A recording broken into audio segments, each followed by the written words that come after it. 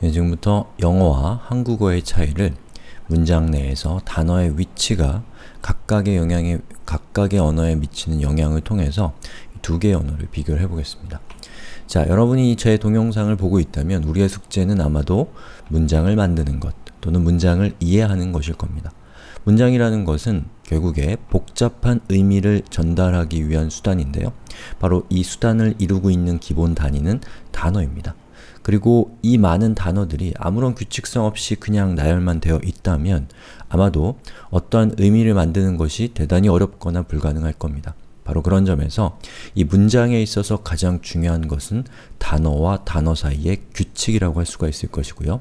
바로 이 규칙이 우리가 외국어를 공부하는 데 있어서, 외국어를 익히는 데 있어서 가장 큰 어려움일 겁니다.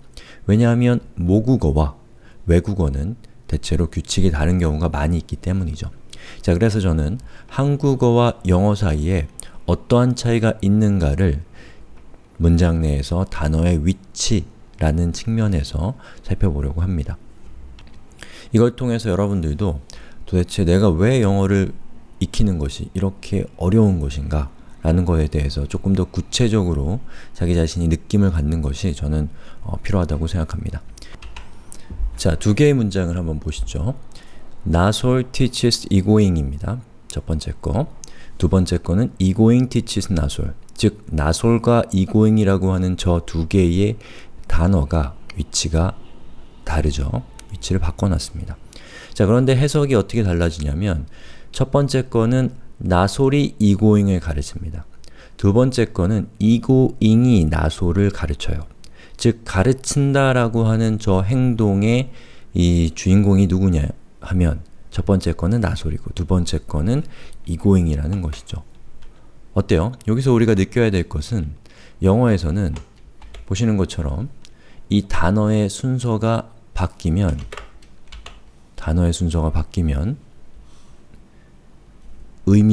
문장의 의미가 완전히 달라집니다.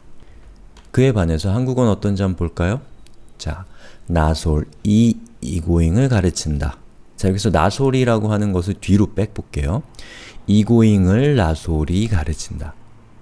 가르친다 나솔이 이고잉을, 가르친다 이고잉을 나솔이. 어때요? 단어의 위치를 이리저리 바꿔보고 있는데 의미의 변화는 전혀 나타나지 않고 있습니다. 물론 조금 더 어색한 문장이 있긴 하지만 의미 변화는 없다라는 거예요. 자, 이걸 통해서 우리가 알 수 있는 것은 영어에서 단어의 위치는, 자, 언어에서 단어의 위치는 한국어에서는 전혀 중요하지 않습니다. 하지만 영어에서는 매우 중요합니다. 왜냐? 단어의 위치를 바꾸면 의미가 달라지기 때문입니다. 자, 그러면 왜 이런 차이가 나타나는가? 우선 한국어가 단어의 위치로부터 의미가 자유로울 수 있는 비결이 무엇인가를 한번 살펴보죠.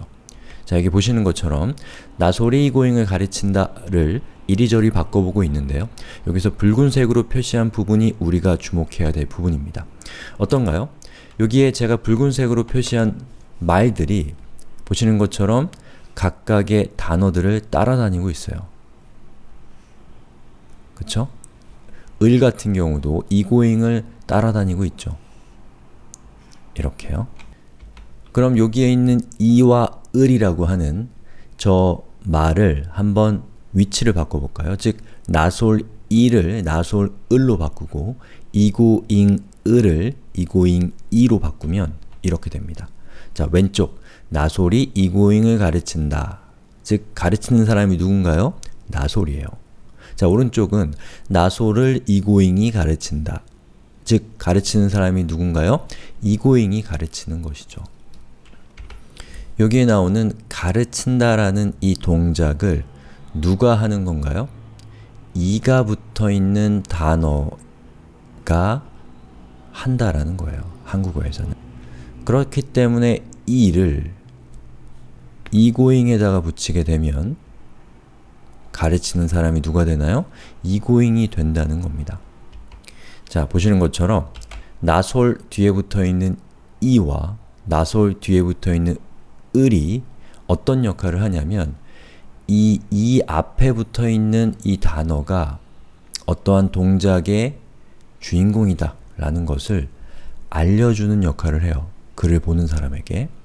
그리고 이 앞에 있는 나솔이 뒤에 있는 을이 붙어서 어떠한 동작의 대상, 어떠한 동작의 목적, 동작의 목표를 의미하게 된다라는 것이고, 이 한국어에서 이, 을, 이러한 말들을 뭐라고 부르냐면 조사라고 부릅니다. 조사라고 부르는 이유는 저 조와 사라는 말이 한자어로 이루어져 있는데 조자는 돌, 조라는 뜻이에요. 그리고 사자는 말사자입니다. 자, 그래서 우리가 현실에서도 조교 이런 말 쓰죠. 조교가 뭔가요? 선생님을 돕는 선생님입니다. 그렇기 때문에 이 조사의 조와 조교의 조는 같은 말이에요. 그래서 이 조가 하는 역할은, 조사의 뜻은 다른 말을 돕는 말이란 뜻이에요. 다시 말해서 이 조사 앞에 있는 단어가 동사의 주체인지, 동사의 주인공인지, 아니면 그 동사의 대상이 되는지, 동사의 목적이 되는지를 알려주는 그러한 역할을 하는 것이 조사라는 것이죠. 자, 그런데 영어에서는 조사가 없습니다.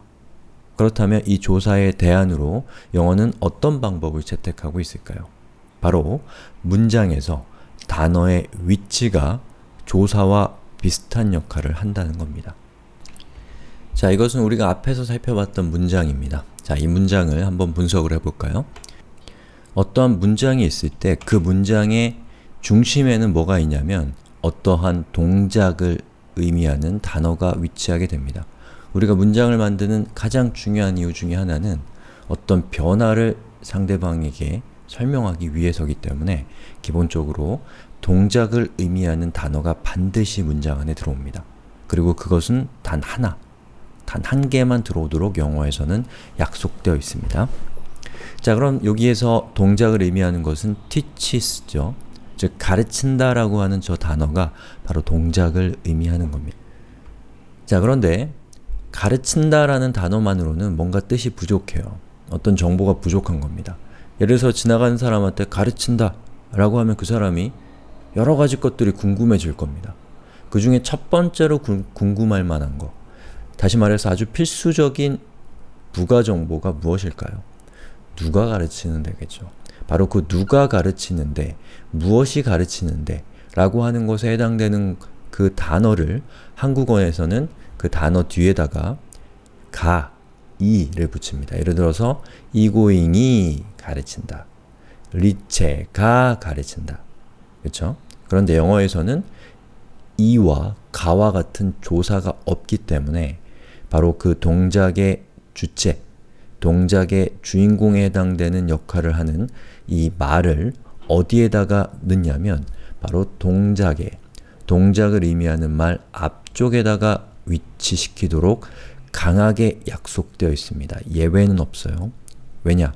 이 위치가 바뀌는 순간에 의미가 달라지거든요. 아주 강력한 규칙입니다. 자, 그렇게 해서도 문장을 충분히 만들 수 있어요. 나솔이 가르친다. 예. 그런데 또 궁금해질 수 있는 여러 가지 것들이 궁금할 수 있는데 그 중에 가장 높은 빈도수로 그 다음에 궁금할 만한 정보가 무엇일까요?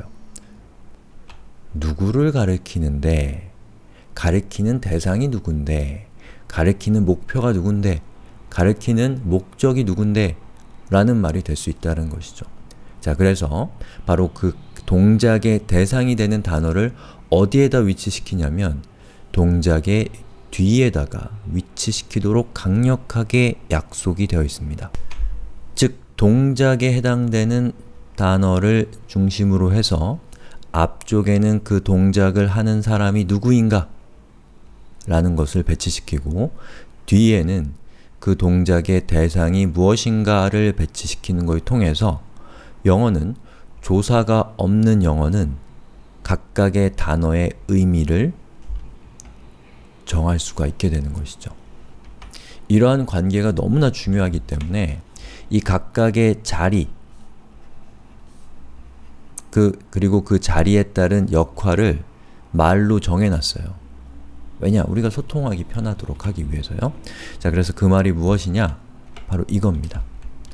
즉, 움직임에 해당되는 단어를 동사라고 부르고요. 그리고 그 동사 앞에 있는 단어, 즉 그 동작의 주인공, 그 동작의 주체를 의미하는 단어를 주어라고 부릅니다. 그리고 그 동작의 대상이 되는, 그 동작의 목적이 되는 단어를 뭐라고 하냐? 목적어라고 부르는 거예요. 여기 꼭 단어가 오는 건 아니지만, 그래서 주어, 동사, 목적어 이런 말들은 문장 안에서 그 각각의 위치에 해당되는 단어나 어떤 것들이 어떤 역할을 가지고 있느냐, 주인공이냐 또는 대상이냐 라는 그 임무에 따라서 각각의 이름을 준 것이 바로 주어, 동사, 목적어라는 것이죠.